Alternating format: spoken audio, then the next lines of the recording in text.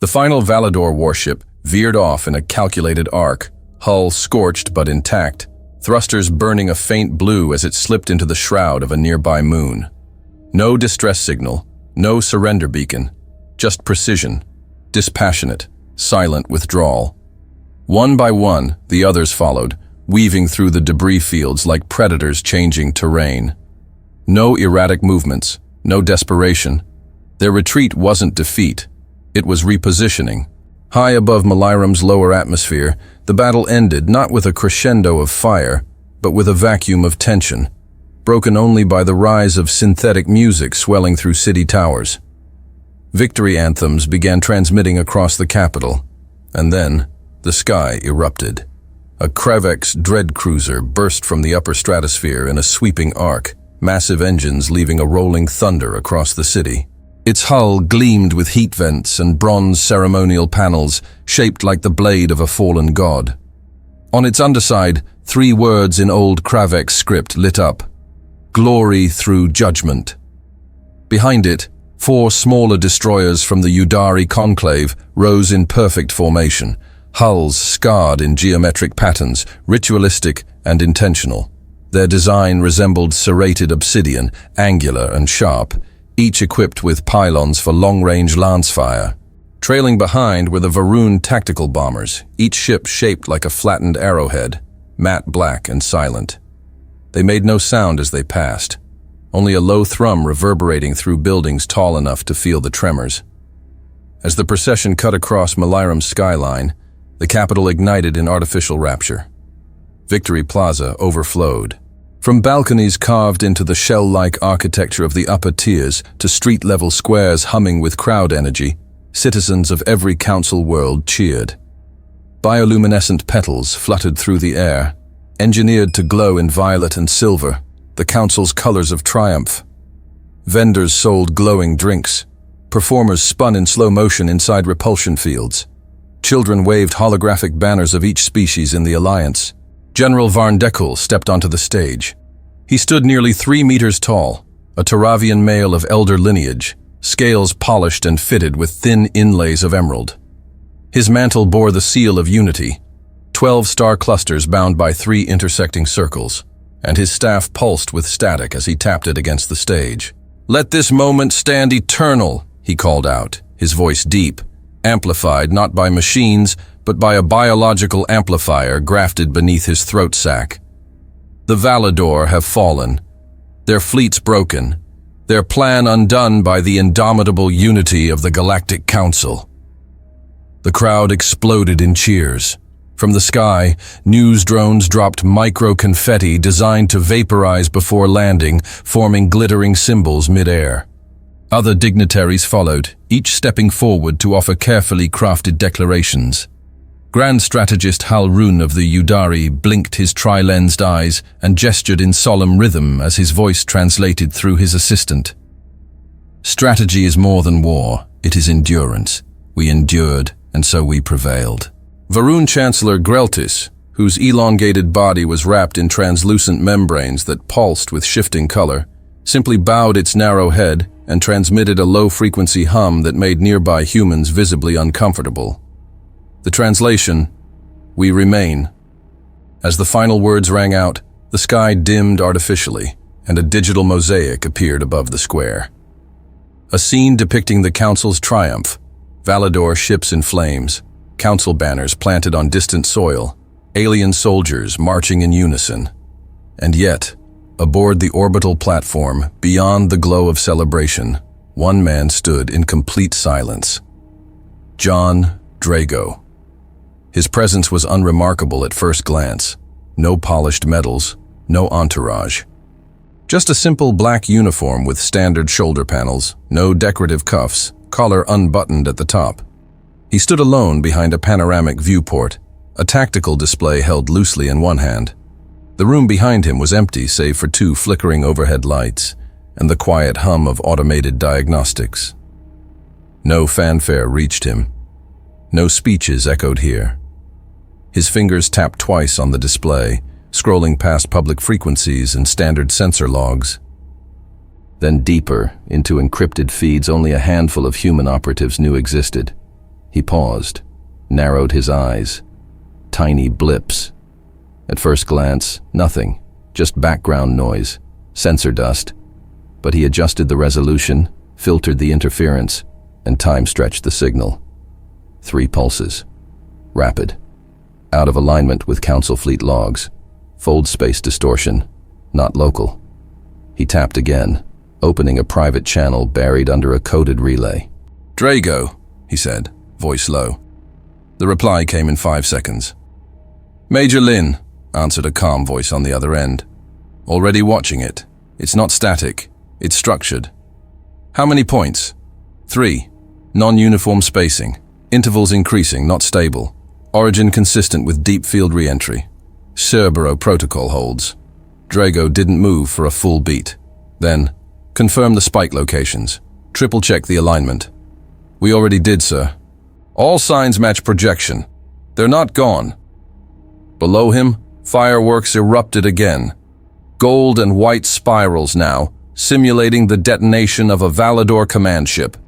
The crowd erupted in a second wave of cheers. 2 Kravex soldiers in ceremonial plating struck their spears together as part of a choreographed celebration, sparks flying in calculated arcs. Drago's eyes, however, didn't leave the void beyond the glass. He zoomed in again, this time tracking the signature distortions on a wider field. Still weak, still fractured. But they were consistent, and consistent meant organized. He switched to a side panel, pulled up another interface, this one darker, lined with human typography, sharp and blocky. The transmission was quiet. The header glowed in red. Protocol Cerberus, status, pending trigger. He stared for several seconds, then flicked off the screen. The lights dimmed slightly in the viewing chamber, a systems adjustment to the solar shift. Behind him, one of the platform engineers, a young woman from Nairobi named Langata, walked by briskly, nodded politely, and disappeared around the corridor's bend. She didn't stop, didn't ask. She wouldn't have understood it anyway. Not this layer, not the quiet, not the alignment, not what it meant. Drago stood with his back straight, shoulders relaxed but coiled like a spring. He held the pad with both hands now. Slowly, he adjusted its angle, re-watching the triple spike signal again. The display showed nothing anyone else would have noticed. Not unless they were looking for it. The celebrations below swelled louder as night fell. More ships joined the aerial parade. Firefly drones danced in impossible spirals. A Yudari choir activated vocal implants that let them sing in harmonized overtones, echoing through every major plaza. And John Drago remained perfectly still. He blinked once. The muscles in his jaw tightened briefly. Then he lowered the display, walked to the edge of the viewport, and let his gaze drift beyond the stars. No words, no motion. Just a man who knew exactly what was coming, and how wrong they all were to celebrate. The confirmation code pulsed across Drago's screen like a heartbeat. 3 flashes, 1 pause, then 2. It was done. No more questions. The pattern was undeniable. He didn't linger. The command was already relayed, masked through diplomatic traffic and disguised as inventory analytics. Somewhere in the subspace corridors between Council frequency layers, a signal left the orbital platform under the identifier Shadow 4 Aleph. It did not pass through Council systems. It didn't need to. 5 days earlier, the Council summit on orbital station Heraxis 7 had concluded with the same quiet insult as always. Earth's delegation, seated politely near the far wall, had not spoken once. Their seating had been marked Observers, Tactical Support Wing. Tomas Gerrel, the Virion Sector Diplomatic Chair, a smooth-skinned, multi-limbed Rasari with golden membranes, had looked directly at the human ambassador when announcing the campaign plan against the Valador. We value the logistical clarity provided by our human friends. Their projections have saved us resources, their supply routes, streamlined. Applause, no vote, no questions, no input. Rear Admiral John Drago, in civilian attire, didn't even blink. He folded the tablet in his lap, and stood before the session was over. In the corridors behind the chamber, Lieutenant Elena Madsen walked briskly beside him, clutching a thin data pad. "They're not even pretending anymore," she muttered. "That's fine," Drago answered. "Let them stare at the map. We'll read the terrain." Now. Inside an abandoned survey relay station embedded in the crust of astral Zeeks, a man sat alone at a flickering console. Agent Miles Jin, former orbital flight engineer turned intelligence operative, keyed in a series of manual overrides. The system, disguised as a cargo management terminal, opened a hidden interface. Dozens of holographic threads connected to active Council fleets. None were marked human. A soft chime. One of the ships in Kravex formation had just relayed an updated position log. Inside its encrypted data, a parasite protocol embedded by Jin's team weeks ago pulled a single telemetry string. Valador movements. The numbers didn't match the official withdrawal vector. He copied the data. Sent it. Somewhere else, deep inside a dry dock orbiting New Sol, AI systems named Fenrir and Cairn woke silently from passive monitoring mode. Designed as inventory reconciliation tools, they now parsed movement logs, cross-referenced incident reports, and confirmed a deviation too small for standard models, but not for theirs. The signal returned to Earth, encrypted inside thousands of bulk container updates, mislabeled as weight distribution corrections. Drago reviewed it 3 hours later. The Valador weren't dispersing. They were concentrating, not towards their old sectors, towards Melaram. The Human Intelligence Network, referred to only in the deepest vaults as Grey Chain, activated Phase 2 of Protocol Cerbero. The dreadnoughts would move, but not from Earth. Not from anywhere listed on Council charts. They were already hidden. On the dark side of Saturnus IV, beneath kilometers of regolith and artificial ice fields, lay the Leviathan-class dreadnoughts. Officially decommissioned, unmapped, power signatures dormant, systems cold, the perfect ghosts. Each had been sealed within armored caverns, invisible to long-range scans, connected to orbital slings by magnetic hatches and drop shafts. Each waited for a voice. That voice came. John Drago's signal went out on a tight beam relay. It bounced through relay satellites that no longer existed on any public registry.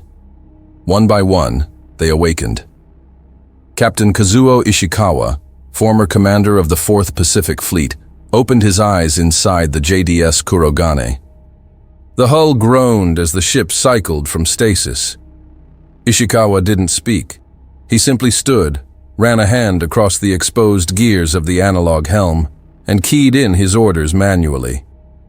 A technician nearby, a pale-skinned Chilean named Murillo, nodded in silence. The Kurogane would move at nightfall. Commander Lars Petrovich activated systems aboard the Minsk 77, buried deeper under Saturnus Beta. His ship still bore the old burn marks from Europa's rebellion. Inside the bridge, Petrovich lit a real cigarette, regulations long abandoned here, and exhaled slowly as he ran his fingers along the targeting systems. No touchscreens, all manual dials and pressure-locked triggers. No AI, no feedback loops, no tricks, he whispered to himself. Captain Ezekiel Mikkelsen, high above the ice plains of Saturnus Prime, unlocked the firewalls on Branwen's wake, his personal command dreadnought. The engines were already humming from a passive geothermal feed. Engineers climbed down from the maintenance rigs. Behind him, Lieutenant Amara Kuznetsov read out loud the folded transmission Drago had sent. Activate Cerbero, target, Meliram proximity, shadow vectors only. Mikkelsen nodded once. Silent warm-up, no lights, minimum external heat signature. Prepare for orbital breach within 26 hours. Understood, sir. Commander Samir Jalili, tall, hawk-nosed, with silver threaded in his beard, stood inside the main cannon chamber of the Jibril Ascendant. He didn't sit on the bridge like the others. He walked the main deck, inspecting the gravity field generators, leaning close to the engineers as they powered up the old systems. No neural integration, no remote overrides, human hands on every switch. Fuel ratios? Manual tanks at 73%, said Chief Engineer Nolan Wexler, American-born third-generation Mars colonist. We can run hot for 10 hours, 12 if we rotate core discharge manually. We'll run 14, Jalili replied. The orders had gone out.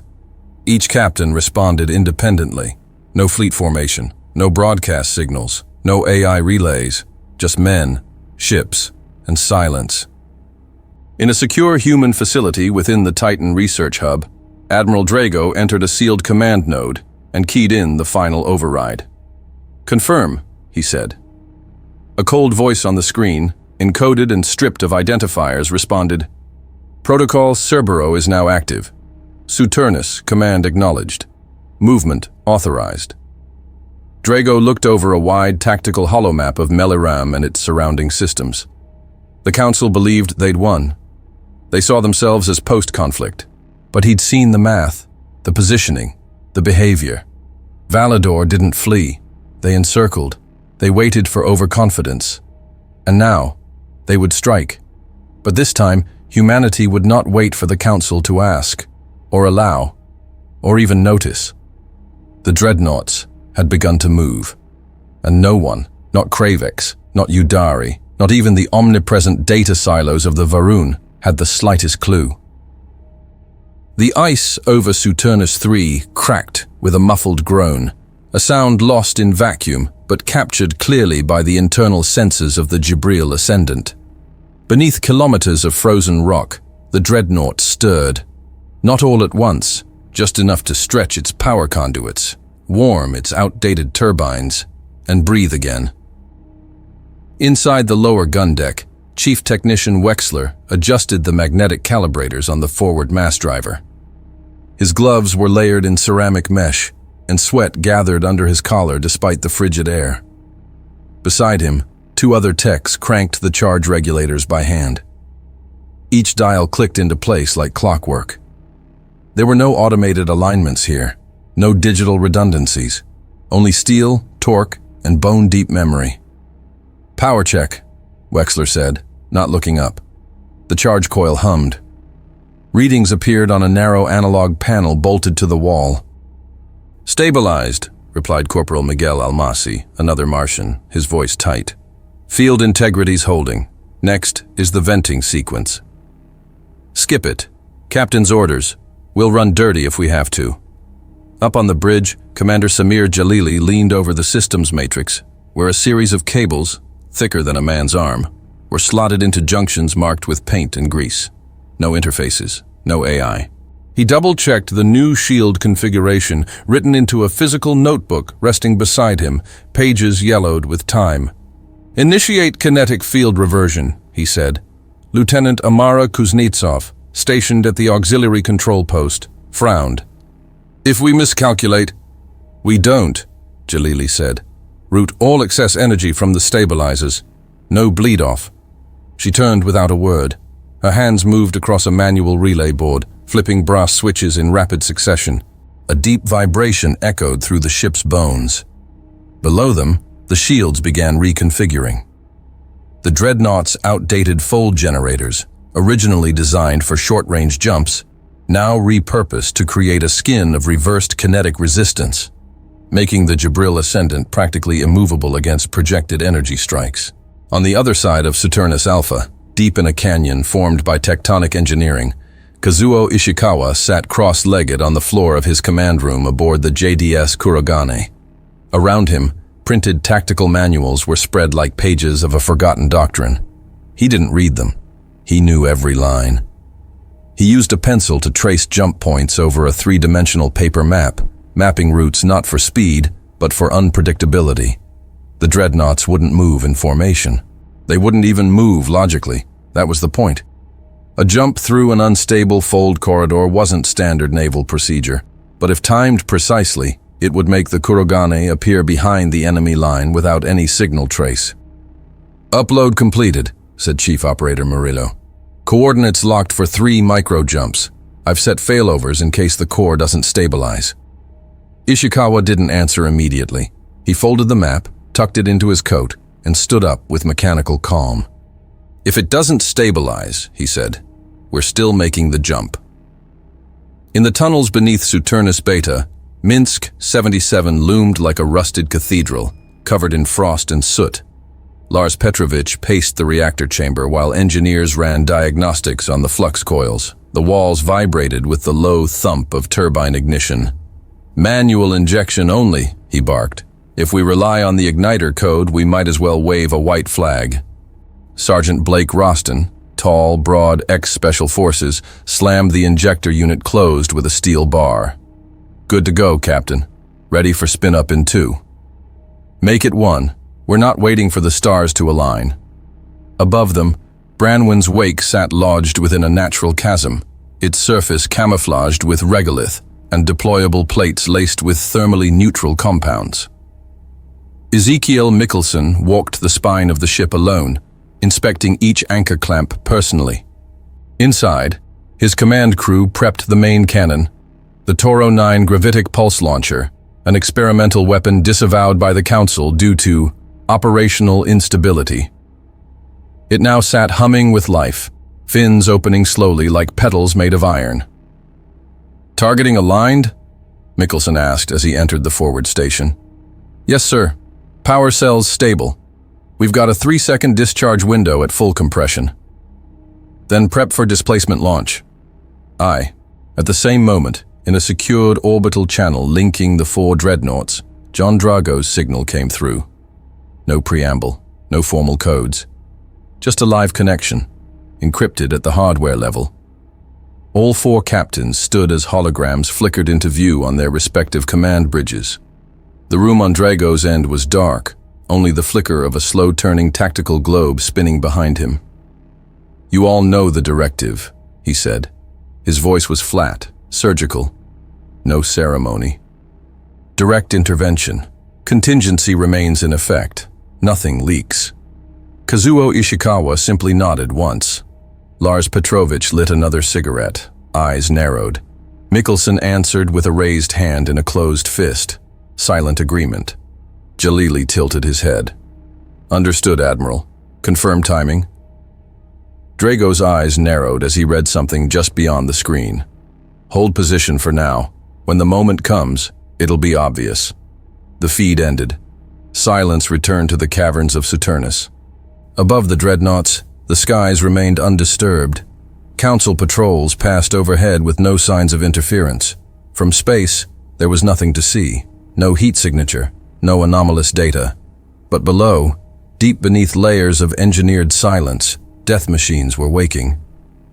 Inside the Jibril Ascendant, Wexler finished reassembling the main cannon housing. "Shields are holding," he reported. "But she's breathing heavy, sir." "She'll hold," Jalili replied. "She's waiting for the drop." In the war room aboard the Kuragane, Ishikawa placed his folded map on the console and watched a blank display screen that had begun to pulse with faint static. "Fold integrity disruption," Murillo said. "Picking up gravitational echoes, multiple, unsynced, not Council." Ishikawa stepped closer. "How many?" "Hard to tell. At least a dozen spikes. Direction, unknown."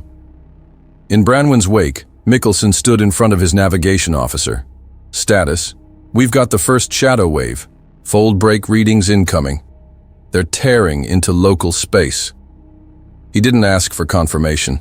He didn't ask if it was the Valador, because he already knew. In the Minsk 77, Petrovich exhaled slowly as the reactor surged into full burn. "About time," he muttered. And on the command screen of John Drago's operations bay, the tracking grid lit up in red. 14 distinct gravitational ruptures. They had arrived. The silence cracked. The shadow was lifting. Space tore itself open. The fabric above Saturnus fractured into burning slashes of light, and from them came the Valador. Not a single ship, not a patrol, an armada. In perfect silence, dozens of alien vessels broke into real space with coordinated folds, emerging in tight phalanxes that immediately spread into combat formations. Their hulls pulsed with deep violet energy, organic armor flowing like muscle fiber over reinforced bone. Forward-facing weapon arms shifted, aligning into attack configuration. Central spires rotated into targeting posture, their motion fluid and deliberate. They formed 5 wedges, each with a command node at the tip, and a heavy line of support vessels trailing behind, just as human projections had predicted. But this time, they were closer. Too close. From orbit around Meliram, the Council's deep sensor arrays flickered once, and then went blind. Not jammed, not confused, just gone. On the outer shell of the planet's orbital defense platform, a series of Kravex engineers scrambled across the panels, shouting in their native guttural war barks. "Sector sweep failure!" one screamed. "No data! Primary relay offline!"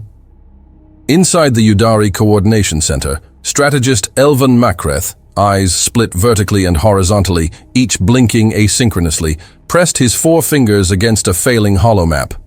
"They've come through a blind corridor," he snapped. "How did they—" He didn't finish. The first wave of Valador bombers had already reached the outer ring.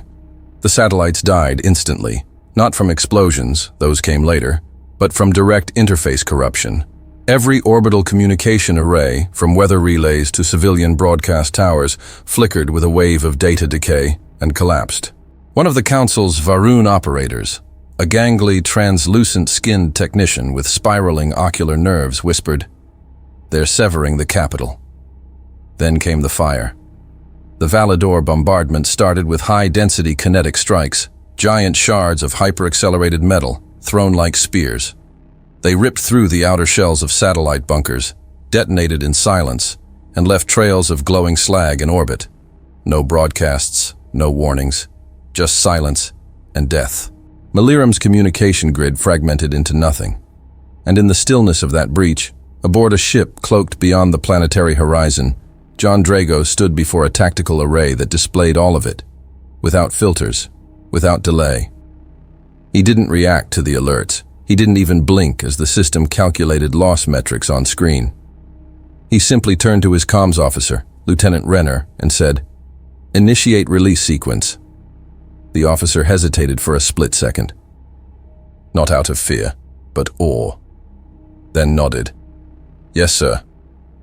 Drago stepped forward, one hand behind his back, eyes locked on the holographic image of the Valador wedge pressing toward the now blind capital.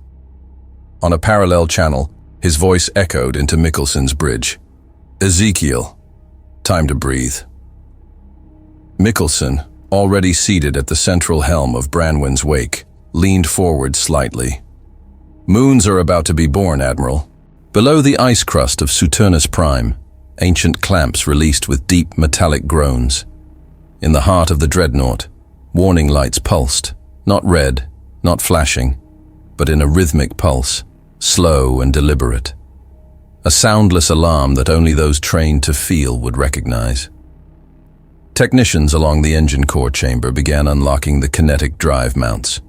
No shouting, no sudden movement, only methodical, calculated action. A technician glanced up from the inertial damping console. "All systems ready, Commander." Mickelson said nothing. He raised his hand in a slow signal, then brought it down sharply. "Launch." From the frozen ravines, armored hatches shattered open, frozen for decades, now steaming with friction heat. Ice cascaded into vacuum. The dreadnought's massive engines ignited without light, using compression burn to prevent detection. The Branwen's wake emerged from the shadows like something carved from the heart of a dying planet. Simultaneously, from the far side of Saturnus Beta, Minsk 77 came online. Petrovich stood with his hands clasped behind his back, cigarette long forgotten, as the ship rose from its cradle. Massive panels of scorched alloy folded outward, revealing its curved armor and segmented cannon bays. In deep synchronicity, Kurgan detached from its containment vault, Kazuo Ishikawa watching the sequence with stillness, even as one of the thermal regulators exploded behind him. "No delay," he said. "Continue warm-up." The engineer, trembling, reconnected the failing module by hand. Jibril Ascendant was last. Jalili walked the central corridor of the ship as the walls thudded with reactivation cycles. Gravity realigned. Decks shuddered. Cold vapor hissed from the bulkheads. "Release tethers," he ordered. "Cycle plasma dampeners manually. We're not triggering any scanners." Above them, beyond the shattered crust of Saturnus III, a new star was born. Except it didn't glow. It moved. All 4 dreadnoughts now crept forward into open space. No war cries, no drumbeat. Only the low hum of engines calibrated for perfect burn efficiency, invisible to passive scans. The hulls, scarred with old battles, bore no lights, no insignia, only mass, only purpose. The Validor command ship, a floating cathedral of bone metal and spiked engine arrays, hovered at the center of the alien formation, preparing for the final approach toward Malairam. No resistance, no defense. The Council hadn't responded. The trap was working, until now. An operator aboard the Validor ship shrieked, its voice clicking through layered tones as it reported a phantom signal on the edge of its forward field. But there was no ship visible, no energy signature, only displacement. The Validor commander spun on his forearms, long, thin limbs etched with bioluminescent veins, and hissed in confusion. Organic void pressure, expanding. Still nothing on their screens. Then Branwen's Wake fired its kinetic stabilizers. Not a weapon, not yet, just a statement. The dreadnought pushed forward, fully revealed, slicing across the outer edge of the Validor wedge. One of the support cruisers began to pivot in response. Too late. 3 more human dreadnoughts materialized behind them. Kurogane, Minsk, 77, and Gibril Ascendant, forming a counter-encirclement that the Validor formation hadn't prepared for. Inside John Drago's command center, Renner stared at the screen. "They haven't responded. They don't understand what they're seeing," Drago replied. He tapped his comm again. "All units, prepare initial strike." And across the system, as the Council struggled in confusion, as the Validor twisted in alarm, as the last satellites fell silent, humanity stepped into the light. The crusts of Saturnus's moon split open like old scars torn fresh. Massive slabs of ice and stone groaned as magnetic clamps released from beneath their surfaces. From the fractured fault lines, steel leviathans rose, slow, deliberate, unlit. The human dreadnoughts emerged not in bursts of glory, but in silence, hulking silhouettes that pulled gravity into their wake and distorted the stars behind them. Armor matte and scarred, weapons systems exposed like bones of titans, they had no elegance, no artificial grace. They didn't need it. The Branwen's Wake surged first. Mikkelson's ship cleared the crater mouth with engines humming low. No flare, no broadcast. Its kinetic buffers shivered as the main spinal array locked into forward position. In the tactical deck, Mikkelson's voice was low, almost conversational. Target, Validor cruiser. Distance, 1, 4 AUs. Load the Gravburst warhead. Set trigger to full inversion. His weapons officer, Lieutenant Damian Kruger, confirmed without looking away from the display. Target lock. Reading stable mass cluster around the cruiser. Suggest cluster strike. Denied. I want the message clear. The cannon bay opened. The payload launched. It didn't look like much, a sphere the size of a supply pod, trailing no exhaust. But the moment it passed the halfway mark between the dreadnought and the cruiser formation, it activated. Space bent. The field expanded, inverted, and collapsed. The Validor cruiser in the center of the wedge compressed in a flash. Hull shattered inward. The spinal core buckled, collapsed on itself, and vaporized in less than a second. 2 escort ships on either side collided with debris and spiraled into uncontrolled drift. No warning, no time to evade, just death. Aboard Minsk 77, Petrovich watched from a lateral feed. Showtime. He turned to his gunnery chief. Bring up the scatter cannons. Full spread. I want everything in range to feel it. In the shadow of a nearby moon, Kurogane vanished. Not behind a rock, not into a stealth field, into a fold. The dreadnought disappeared into a ripple of localized space-time compression, and reappeared 3,000 kilometers behind the flanking side of the Valador Second Formation. On the bridge, Kazuo Ishikawa stood perfectly still. Main battery. Discharge on emergence. Full bore. The order had been programmed 10 minutes earlier. The crew executed without comment. 2 shots. The first tore through a frigate, splitting it along the midsection. The second didn't hit a ship, it hit a thruster line on a transport. The resulting explosion caught 3 more in its wake. The tactical screen on Jibril Ascendant updated in real time. Samir Jalili examined the sensor feedback, then looked across the room at his comms officer. No external chatter. None. They're blind, still trying to reroute protocols. And then they don't see this coming either. He turned to his gunnery crew. Target overlapping vessels. Use the ripple to disrupt coordination. Don't fire for kills. Fire for chaos. 8 launch tubes opened. Grav torque bombs launched with no ignition signature. When they hit, they didn't explode. They twisted. Nearby ships jerked in opposing vectors, torn off alignment. Fire from one cruiser struck another. Internal collisions began. Every movement from the dreadnoughts was measured, unflinching. On the bridge of the Arx Valador, command ship of the enemy formation, chaos erupted. The Valador commander, a tall, 4-limbed being named Eltak Zu, spun in place, claws tapping at the central console. Its carapace vibrated as pheromone shock signals raced through the crew. "Reacquire! Where is the enemy? Where is the enemy?" "No sensor lock," shouted a subordinate, its vocal organs glitching in frequency. "No signal profile." "These ships do not register," Eltak Zu screeched in a burst of code through the neural broadcast band. "They're ghosts. They strike without trace." The central screen looped the destruction in sequence. Massive metallic vessels emerging from moons, firing weapons without visible charge time. Disappearing into folds, the Council had labeled unstable. On the Council's side, in a military relay bunker 80,000 kilometers off Meliram's surface, an emergency panel lit up. Varun analyst Pelan Vrex, his crystalline exoskin shifting to red in distress, stared at the incomprehensible battle data. "These are not Council ships," he said to no one in particular. These aren't anything." Inside John Drago's command ship, the atmosphere was frigid, precise. Monitors displayed target eliminations in clean cycles. Every action matched pre-executed tactical models. Human ships didn't speak to each other through voice.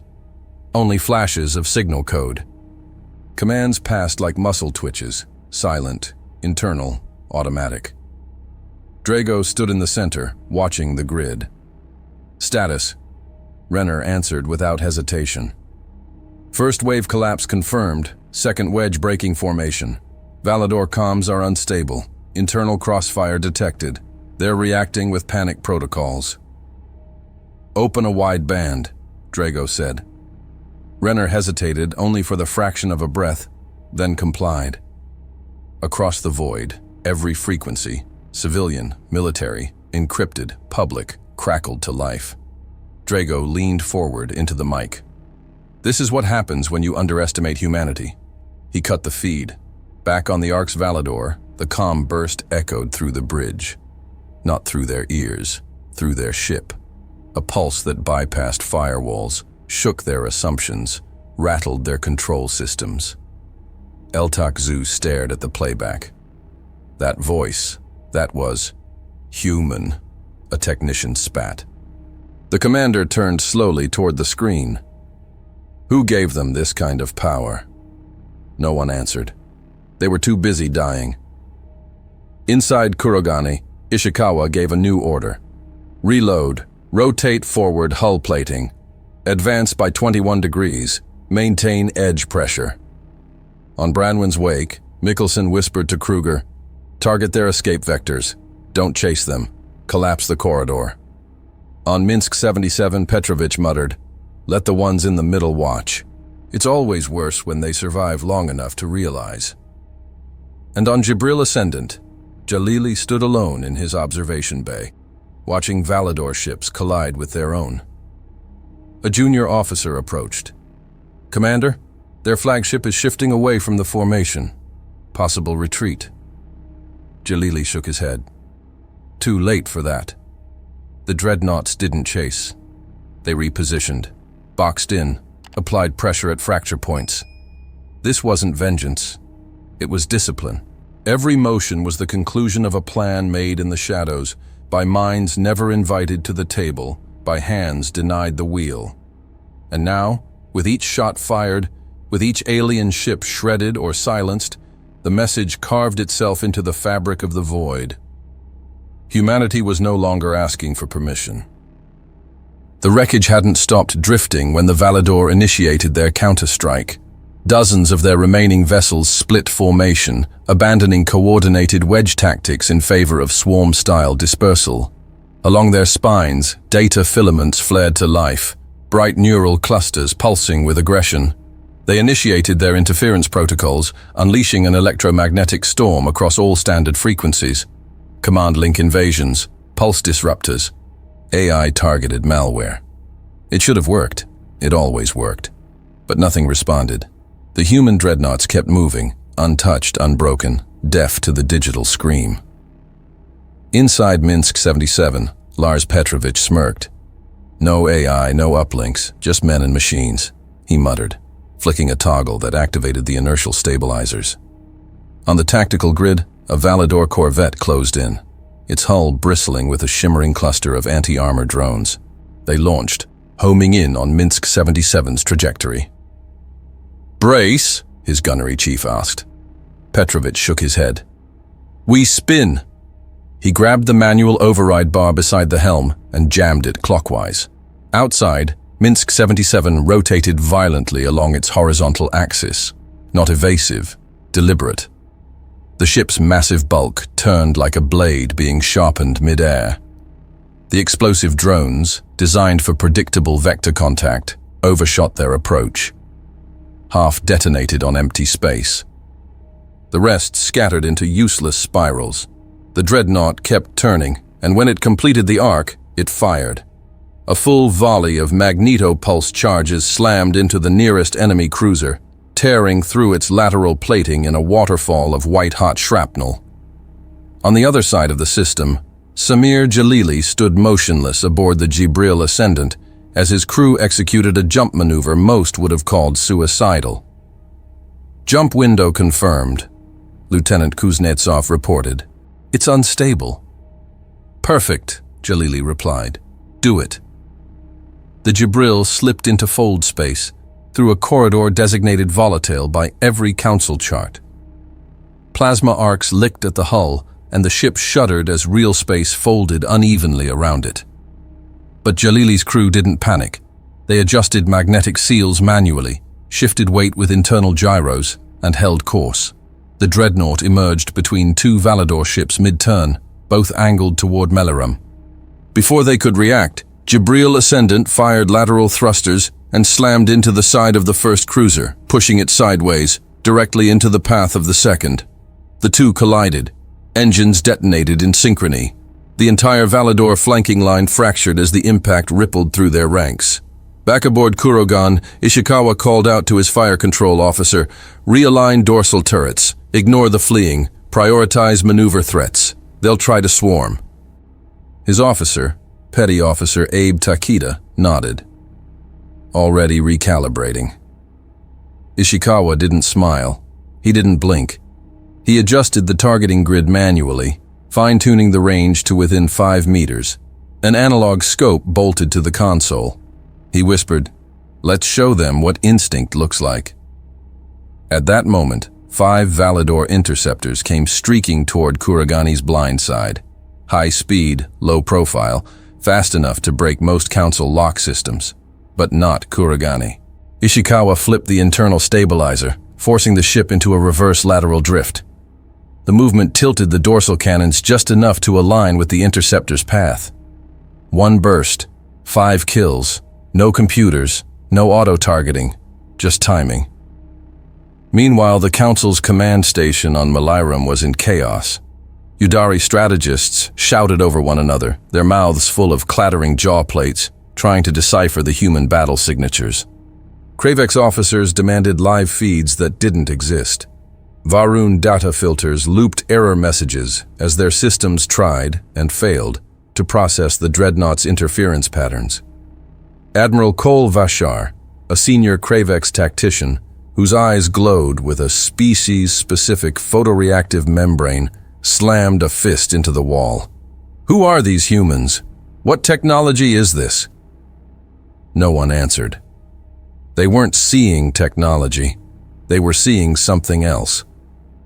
In deep space, a small cluster of Validor frigates attempted to break away from the battlefield, turning hard toward the outskirts of the Saturnus system. They didn't make it far. Aboard Jibril Ascendant, Jalili stood beside the inertial charge console. Charge, loaded and waiting. He placed one hand on the activation lever. Now, the inertial field deployed in silence, an expanding, invisible dome of mass drag that didn't destroy, but arrested movement with crushing force.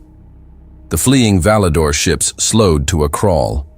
One tried to push through, but its frame began to bend, compressed against its own forward inertia. Then, softly, the hull split. Jalili watched from the observation port, hands clasped behind his back. He said nothing. Not even when the second ship crumpled against the field and burst into a cloud of molten debris. In John Drago's command center, the battlefield had become a slow orbit of ruin. Ships, debris, and vapor trails spun in lazy arcs through the void. He watched the display in silence. Not triumph, not relief, just confirmation. A transmission came through from Mikkelsen. "Fields cleared. Final ships disengaging." Drago answered without turning. "Do not pursue." Mikkelsen's voice was low, almost unreadable. "They're running blind." "They're not running," Drago said. "They're remembering." The screen showed the last few Validor vessels pushing away from the wreckage. They didn't fire. They didn't signal. They just fled, leaving behind a graveyard of command ships, cruisers, interceptors, and countless corpses drifting like dust. Inside Minsk 77, Petrovich sat on a steel bench near the bulkhead, pulling his gloves off finger by finger. He looked over to Sergeant Roston. "Any damage?" "Nothing significant. A few scorches. One external plate overheated." Petrovich exhaled. "Didn't even scratch the paint." Back on Kurogane, Ishikawa folded the paper map he'd used to plot his maneuvers and placed it inside his coat pocket. He said nothing. He just watched the drifting hulls slide past the main viewport. On Branwen's wake, Mikkelsen leaned against the bulkhead near the main reactor, staring at the pulse readouts. Kruger approached. "Orders?" Mikkelsen shook his head slowly. "Stand by. They'll call when it's time." In the void, the dreadnoughts now floated still, surrounded by the broken remains of what had once been a coordinated alien force. They hadn't chased, they hadn't celebrated, they had acted, and now they waited. The battlefield hung in stillness. Debris floated between the moons of Saturnus like drifting bones in deep water, shattered hulls, molten plating, flickers of dying propulsion systems. Validor ships, or what remained of them, spun uncontrolled in long arcs. The few that had escaped were little more than dark specks fleeing toward the edges of the star system, disappearing into folds with no formation, no pride, no direction. And at the center of it all, the human dreadnoughts. Motionless, silent, intact. Branwen's wake held its position with brutal stillness, its shadow cutting a jagged line through the fractured light of the local star. No signals were broadcast. No weapon systems remained charged. The cannons were idle, the kinetic vents cool. Mikkelsen stood on the external observation platform, arms crossed behind his back. His face was calm, unreadable. Beneath his boots, the reinforced transparasteel vibrated slightly, an echo of the reactor core still cycling in passive mode. A soft chime sounded behind him. "Status," he said. Kruger's voice came through the comm behind his left ear. "All systems green. Hull integrity at 98%. No fatalities. Minor structural strain on deck 12. Mikkelsen didn't turn. He didn't respond. He just looked out. Jibril Ascendant hovered a few kilometers to the starboard, its frame scarred but whole. Further beyond, Kurogane rotated slowly on its vertical axis, resetting to anchor position. Minsk 77 drifted beside a broken Valador cruiser, its forward guns dark, but trained deliberately on the shattered wreck. Inside the command deck of Drago's ship, the lights were dimmed to minimum. The tactical display flickered only once every 15 seconds, updating positions passively. No active scans. No system pings. No energy waves. Drago stepped forward and issued a single command. Shut it all down. Renner looked up. Sir? Drago didn't repeat himself. He just stared at the drifting remains on the hologrid. Renner understood. One by one, the dreadnoughts entered power-down sequence. Their exterior lights vanished. Heat signatures dropped. Communications were silenced. To any external observer, the ships appeared as lifeless husks, dead relics adrift in victory. But they weren't dead. They were watching. And they were being seen. From high orbit above Malirum, Council surveillance arrays, recently rebooted in backup mode, finally re-established partial function. The first images streamed into the upper war chamber of Virion, projected across a curved holowall before a circle of stunned representatives. General Varn Dekul stood stiffly at the center, arms folded over his gleaming chest plate. His eyes, usually ablaze with confident rhetoric, now reflected uncertainty. Beside him, strategist Elvin Makreth clutched the edge of the console with all four hands. His deep purple skin had dulled with stress, and his fractal pupils had narrowed to pinpoints. The feed showed the field clearly. 4 human ships, colossal, scarred, emotionless, suspended in precise formation, like predators choosing whether to kill again. Surrounding them, the remains of the Valador fleet floated like warnings. Chancellor Greltis of the Varun Confederacy, his membranous body flickering in unstable color patterns, was the first to speak. This was not sanctioned. Where were these vessels hidden? No registry, no deployment records, muttered a Yudari aide. Their systems aren't council compatible. They aren't anything. Another voice, deeper, raspier, a Kravex elder named Gorulka, leaned forward, tusks twitching. They are dreadnoughts, old designs, human, ancient, inefficient. They should not exist. General Dekul turned, slowly. But they do. There was silence, not in reverence, but in calculation. Every representative now looked at the images with something more than shock. They saw power, and power uninvited. They moved without clearance, hissed a Rasari delegate. That is an act of independent warfare. They saved Meliram, someone else countered. They manipulated the entire battle, snapped Makreth. This wasn't defense, it was demonstration. The room fractured into whispers and fragments. But no decisions were made, no votes called, just questions they couldn't answer. Far from the politicking on the outer deck of Jibril Ascendant, Samir Jalili and Ezekiel Mikkelsen walked side by side, boots echoing against the steel. The outer hull still bore marks from impact, blackened scoring near the dorsal flank where a Valador cruiser had scraped during its death spiral.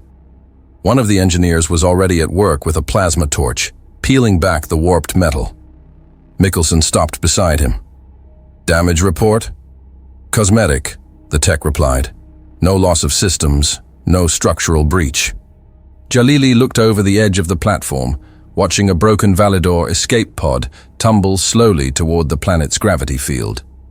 No casualties, Mikkelsen said, almost to himself. Not ours, Jalili answered. A long pause. Then Mikkelsen turned his head. Not yet. They stood there, wordless, while the lights of the Council's orbiting stations flickered back online, scanning the wreckage they hadn't stopped, reading data they hadn't captured, processing a victory they hadn't earned. Back in Virion, inside a private diplomatic chamber shielded from the main floor, 3 human envoys watched the same projection as the Council leaders. They didn't speak. They didn't explain. and the council didn't ask them, because deep down, everyone already knew. Saturnus had changed the game, and the ones left floating silently in the dark weren't just survivors. They were the new center of gravity. The room was dark, save for the ambient glow of suspended data feeds flickering across the walls. Thousands of sensor logs looping on mute, each one a fragment of the truth no one in the chamber could fully grasp. The war room of Virion, deep beneath the capital's Senate axis, had been sealed for over 2 hours. Inside, 23 of the highest-ranking council figures sat in absolute silence, staring at the swirling display in the center of the chamber. It showed the Saturnus system, rendered in abstract, but no one needed to see the full detail anymore. They'd all watched it live, or tried to. The Kravex delegate, General Varn Dekul, stood at the apex of the circle, arms crossed, expression carved in stone. His ceremonial armor, usually radiant with internal glow, had dimmed. "They disabled our sensors within the first 2 minutes of the encounter," he said, voice low, pointed. "No transmission logs, no identification keys, no language markers." Strategist Elvan Makreth of the Udari shifted in his chair, fingers clenching the edge of his tablet. His black insectoid pupils darted between columns of error codes and corrupted telemetry. "We still have no technical data on the weapons deployed. Nothing survived scanning. Even our AI systems were bypassed, ignored." "They weren't ignored," rasped Goral Ka, the elder Kravex advisor, tusks twitching beneath his wrinkled jawline. "They were beneath consideration." A ripple of unease moved through the room. Varun Chancellor Greltis, barely maintaining cohesion, pulsed green and blue in confused flashes. "So, what are we saying? That the humans outmaneuvered not just the Valador, but all of us? With ships we didn't even know existed?" No one answered.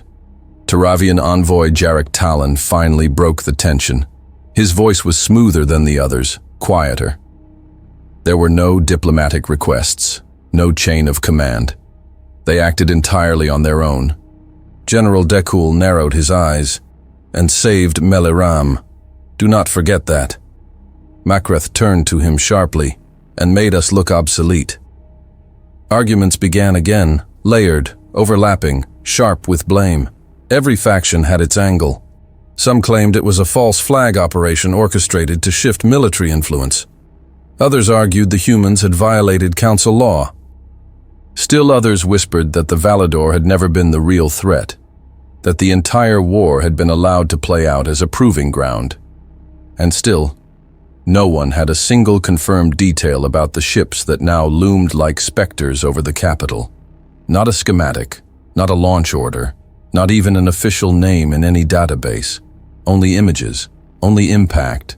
Then the lights dimmed further. An alert pulse spread across every terminal in the chamber. "Incoming transmission, unclassified origin, category, indeterminate." The room fell still. Makreth turned toward the console embedded in his seat. "Block it." "No access," replied the system AI. "Transmission locked, external override, level unknown." On the far wall, the central screen activated. A single image appeared, a darkened room, no visible details, only the centered figure of a man standing before a plain steel backdrop. Behind him, a single flag, black, with a red-gold emblem shaped like a rising blade overlaid with a human silhouette. No anthem, no introduction, no rank listed. John Drago stared into the feed without blinking. His presence was not theatrical. No posture, no display of dominance. Just complete, unwavering control. When he spoke, his voice was level, calm, lethal.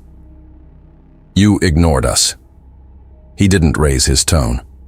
"You took our projections. You accepted our logistics. You smiled at our calculations. And when it came time to decide the course of the war, you excluded us. You underestimated us." No one in the chamber moved. "You thought we wouldn't act without permission." A pause. "You were wrong." The camera did not shift. There were no edits, no symbols added. just a man speaking into silence. Saturnus was not a strike. It was not an escalation. It was a correction. Talon inhaled sharply. No one noticed. Drago continued. A warning to those who forgot what we are, what we have always been. His eyes did not waver. We don't forget. The flag behind him stirred, whether by ventilation or something else, no one could tell. We don't forgive. His jaw locked tight, words like steel. We don't ignore. He leaned slightly forward, not for drama, but precision. And now, we don't ask. Silence. Then the screen cut. No signal, no afterword, no encryption trail, just static. In the chamber, no one spoke, not immediately.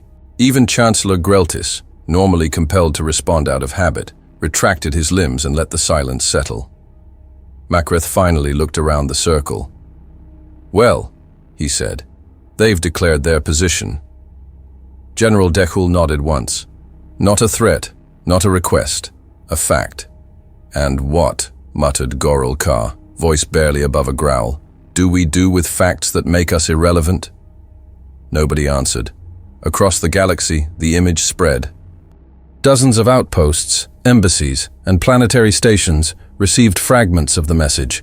Some had the full feed, others caught only the ending, but it didn't matter how much they saw, because they all remembered the same thing, Saturnus, the place where humanity didn't speak until it was time to end the conversation. Hey, you're still here. That's awesome. Hope you had a great time with the story. Remember to hit the like and subscribe buttons. It really makes a huge difference to the channel. And hey, I've got something else for you. I've chosen another story that I think you'll really enjoy. Just click the card right here, or hit this one to jump into the full playlist. See you in the next one.